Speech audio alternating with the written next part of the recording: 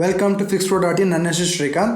ನಾನು Fix Pro carpenter ಟೀಮ್ನಿಂದ carpenter ಕೆಲಸ ಕಲ್ತ್ಕೊಳ್ಳೋಕ್ಕೆ ಇದು ಸರಿಯಾದ ಸಮಯ.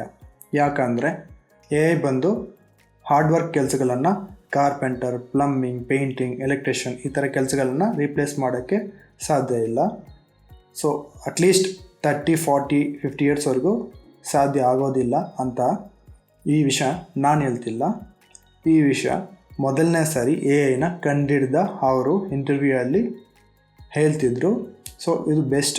ಈ ಥರ ಕೆಲಸಗಳು ಕಲ್ತ್ಕೊಂಡ್ರೆ ಅಟ್ಲೀಸ್ಟ್ ಈಗ ಮುಂದೆ ಜೀವನ ಮಾಡೋಕ್ಕೆ ಫುಲ್ ಹೆಲ್ಪ್ ಆಗುತ್ತೆ ಅಂತ ಅವ್ರು ಹೇಳ್ತಿದ್ರು.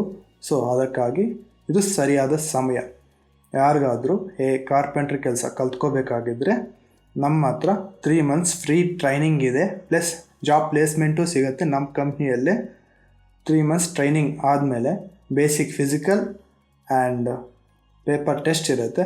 ಪಾಸ್ ಆದರೆ ನೆಕ್ಸ್ಟ್ ಡೇನಿಂದ ನಮ್ಮ ಕಂಪ್ನಿಯಲ್ಲಿ ಜಾಯ್ನ್ ಆಗ್ಬೋದು. 18,000 ಸ್ಯಾಲ್ರಿ ಸ್ಟಾರ್ಟಿಂಗ್ ಇರುತ್ತೆ.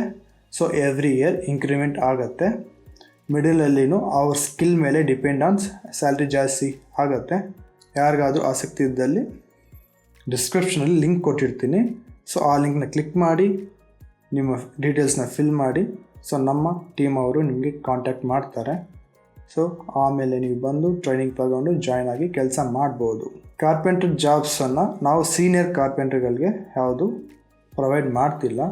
ಫ್ರೆಷರ್ಸ್ಗೆ ಇಲ್ಲ 1 year 2 year ಎಕ್ಸ್ಪೀರಿಯೆನ್ಸ್ ಇರೋ ಹೆಲ್ಪರ್ ಅಸಿಸ್ಟೆಂಟ್ಸ್ಗೆ ಅವ್ರಿಗೆ ಕೊಡ್ತಿದ್ದೀವಿ. ಸೊ 1 year 2 year ಎಕ್ಸ್ಪೀರಿಯೆನ್ಸ್ ಇದ್ದವರು ಬೇಕಾದ್ರೂ ಜಾಯ್ನ್ ಆಗ್ಬೋದು.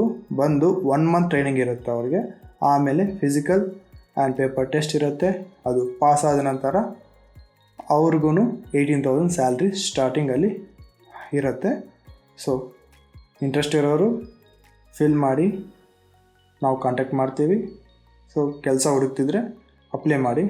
Thank you so much.